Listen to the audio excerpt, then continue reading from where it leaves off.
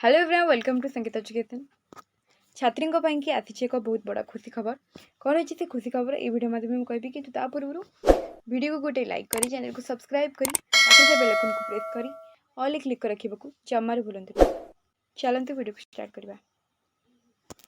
छात्री Azim Premji शिक्षावृत्ति Azim Premji foundation पक्षर Azim Premji शिक्षावृत्ति घोषणा कर सरकारी स्कूल और कॉलेज रे पाठ पढ़ुवा केवल छात्री मानक यह वृत्ति दि जाऊँगी।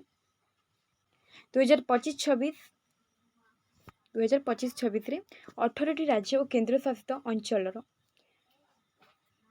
2.5 लाख छात्री को वृत्ति दि ओडिशारू 20,000 छात्री वृत्तिर लाभ पाइपर बोली फाउंडेशन पक्षर कहुई। दुर्बल आर्थिक पृष्ठभूमि छात्री मानक कॉलेज शिक्षा शेष करिबारे यह सहायक हो। प्रथम स्नातक डिग्री और डिप्लोमा वृत्ति दि वर्ष को जनक पिछा 30,000 टंका प्रदान कर राशि को कॉलेज शिक्षा ट्यूशन फी कि पाठपढ़ा शेष करने लगी दरकार होता अन्य खर्च व्यवहार कर वृत्ति प्रथम पर्यायर सेप्टेम्बर 30 सुधा आवेदन करेंगे। द्वितीय पर्यायर आवेदन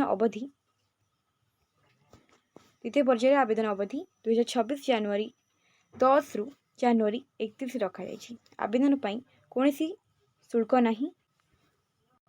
योग्य छात्री माने आजिम प्रेमजी फाउंडेशन.org जरिया आवेदन करेंगे।